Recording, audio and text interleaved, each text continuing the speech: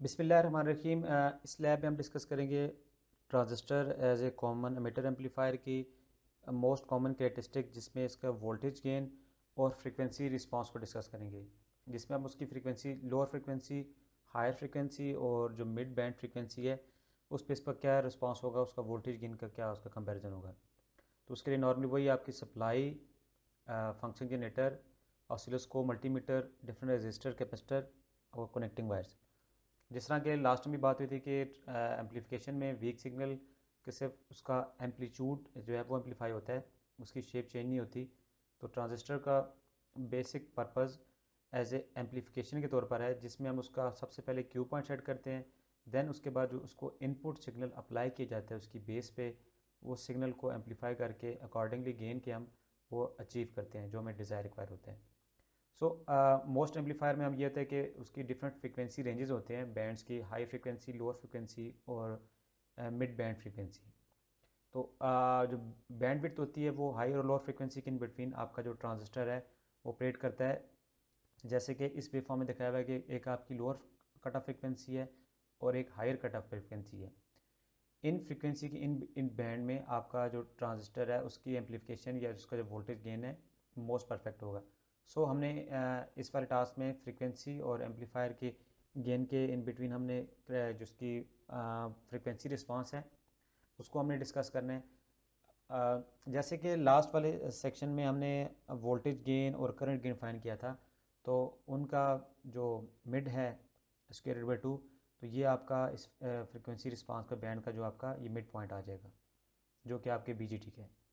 सो जिस तरह आपने लास्ट में आपने वोल्टेज गेन और करंट गेन फाइंड किया था, उसको मल्टीप्लाई करके आपका पावर गेन बन जाएगा और उसको स्क्वायर रूट से डिवाइड करके आपका ये पावर का मिड गेन बन जाएगा। अब जो हमने जो चीज़ देखनी है एम्पलीफायर में, सबसे पहले कि देखना है कि जो एम्पलीफायर है वो किस रीजन में स्टेबल होता है। यानी जब हम क्यू पॉइंट सेट कर लेते हैं तो क्यू पॉइंट के इन बिटवीन जब आपका ट्रांजिस्टर एज एम्पलीफायर वेरी करता है तो वो रीजन हमने देखना है। और उसके बाद देखना है कि उसकी कौन कौन सी एम्पलीफिकेशन के लिए रिक्वायरमेंट होती हैं, वो ज़रूरी है। तो फर्स्ट ऑफ ऑल हम इसका एसी और डीसी एनालिसिस की बात करेंगे, जैसे कि लास्ट टाइम भी की थी। कि जैसे कि डीसी एनालिसिस की अगर हम बात करें तो उसमें हम ये करते हैं कि एज ए डीसी सोर्स हम देखते हैं कि जो आपकी जैसे डीसी का फ्रिक्वेंसी लेवल ज़ीरो होता है, तो उस केस में जो आपकी कैपेसिटर हैं उसकी कैपेसिटेंस, कैपेसिटिव रिएक्टेंस जो है वो हाई होती है, इन्फिनिटी होती है। यानी कैपेसिटर को हम as a open circuit deal करते हैं, जिस तरह यहाँ पर आपको इस डायग्राम में दिखाया जा रहा है। तो इन कैपेसिटर की इस इक्वेशन में इसकी कोई कोऑर्डिनेशन नहीं है, ये हम डीसी एनालिसिस की बात कर रहे हैं।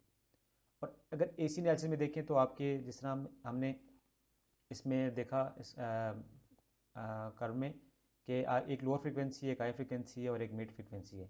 सो इसी तरह अगर हम एसी एनालिसिस में देखें कि तीन फ्रीक्वेंसी रेंजेस हैं, हाई, लो एंड मीडियम।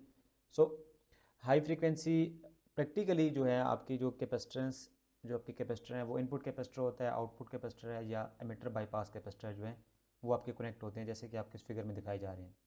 लेकिन कुछ वर्चुअल कैपेसिटर्स भी होते हैं कि जो कि हम जिसको ऐसी कैपेसिटर्स होती है जिसको हम इग्नोर करते हैं।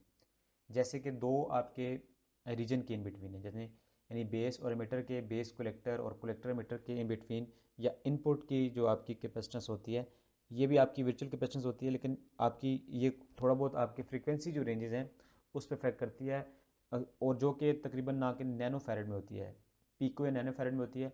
बट हम इसको प्रैक्टिकली इग्नोर कर देते हैं। अब इस केस में जो कैपेसिटर है, अगर आप लो फ्रिक्वेंसी की बात करें तो लो फ्रिक्वेंसी पे capacitor as a open circuit आपका डील करता है, और हाई फ्रिक्वेंसी पे आपका जो कैपेसिटर है वो शॉर्ट सर्किट। कैसे? आप इस फार्मूले में वैल्यू पुट करके उसकी कैपेसिटिव रिएक्टेंस फाइंड कर सकते हैं। बट जो आपकी नॉर्मल फ्रिक्वेंसी होती है उस पर भी इसका इफेक्ट हम देखेंगे, और उसको रिलेशन को हम इस वेव फॉर्म की में ड्रा करेंगे। अब आपकी लो फ्रिक्वेंसी और हाई फ्रिक्वेंसी और जो मिड फ्रिक्वेंसी है, इस पे लोअर फ्रिक्वेंसी पे आपका जो कैपेसिटर है वो as a open circuit deal करता है, और जो हाई फ्रिक्वेंसीज होती हैं जिसमें आपके प्रैक्टिकली जो कैपेसिटर हैं जो हम यूज़ करते हैं, इनपुट कैपेसिटर, आउटपुट कैपेसिटर या एमिटर बाईपास कैपेसिटर, ये एज ए शॉर्ट सर्किट होते हैं। और जो आपके वर्चुअल कैपेसिटर जो होती हैं वो एज ए ओपन सर्किट आपकी डील करती हैं। ओपन सर्किट भी हो सकती हैं और शॉर्ट सर्किट भी आपकी होती हैं। सो ये वो आपका जो फ्रिक्वेंसी रिस्पांस के केस में, अगर आप जो ऑल कैपेसिटेंस हैं जो आपकी प्रैक्टिकली और जो वर्चुअल कैपेसिटेंस है, हम उसको इस तरह से हम उसको बता सकते हैं। अब इसमें देखते ये हैं कि ये जो कैपेसिटेंस हैं अब इसका क्या इंक्लूड है, जिसका हमने एक प्रोसीजर लिया और हमने एक प्रैक्टिकली एक सर्किट हमने बना लिया है जो कि आपको ये दिखाया जा रहा है।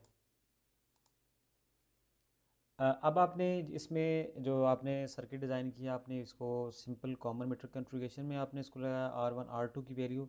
अब ये जो R1 R2 की वैल्यूज़ हैं, ये RC और RE ये आपकी कैलकुलेटेड वैल्यू हैं जो आपने ट्रांजिस्टर का एक गेन था, आपने उस गेन के अकॉर्डिंगली आपने ये वैल्यू फाइंड आउट की है। और देन उसके बाद आपने इनको वोल्टेज डिवाइडर की कॉन्फ़िगरेशन में आपने इनको ऐड कर दिया। और ये आपकी coupling capacitor C1 C2 C bypass capacitor लगाया, आपने साथ RL लगाया। यहाँ पर आपने ऑसिलोस्कोप लगा ली, और इन केस अगर आपने ऑसिलोस्कोप का दूसरा चैनल लगाना है तो वो आप यहाँ इनपुट वाली साइड पे लगा लेंगे। सर्किट को कनेक्ट कर लिया जिस तरह आपको ये फिगर में चीज़ बता देगी। देन उसके बाद आपने जो DC वोल्टेज हैं आपने क्यू पॉइंट के लिए वो आपने 12 वोल्ट सेट किए। उसके बाद आपने VCEQ और ICQ वैल्यू फाइंड की। और देन आपने फंक्शन जनरेटर से आपने peak to peak voltage 100 milli volts AC set की, उसकी फ्रिक्वेंसी 1 किलोवाट रखी आपने। और देन आपने वी आउट मेयर किए हैं, कौन से वी आउट RMS और peak to peak value. Then आप फ्रिक्वेंसी की वैल्यू को चेंज करते हैं और ये देखते हैं कि आपकी आउटपुट पे जो वी आउट है मैक्सिमम जो वैल्यूज़ है वो आप नोट करते हैं। और उसके बाद जो वी आउट आपकी मिड में, यानी जो आपकी मिड फ्रिक्वेंसी है, देन आप फ्रिक्वेंसी को इसी तरह डाउन करते हैं और अगेन इनपुट सिग्नल को आप लेके जाते हैं कहाँ पर, 0.707 आपकी वी आउट पे। और देन आप मल्टीमीटर की स्क्रीन है और देन वहाँ से आप फाइंड करते हैं लोअर फ्रिक्वेंसी। इसी तरह आप हाई फ्रिक्वेंसी फाइंड करते हैं। बैंडविड्थ का फार्मूला ही गिवन है, इसमें आपकी बैंडविड्थ फाइंड हो जाएगी। देन इसी तरह आपने voltage gain, lower frequency high frequency आपने फाइंड करनी है। और जो आपने ऊपर 1 बाय 1 स्टेप किए हैं उनके नीचे ये टेबुलर फॉर्म दी हुई है। इस टेबल्स में आपने डिफरेंट फ्रिक्वेंसी रेंजेस ली, आपने इनपुट्स आपने वहाँ पर क्या सिलेक्ट की, आउटपुट क्या ली, आपने वोल्टेज गेन और जो आपका पावर गेन है वो आपने फाइंड आउट किया और इस टेबल को आपने फिलअप करना है।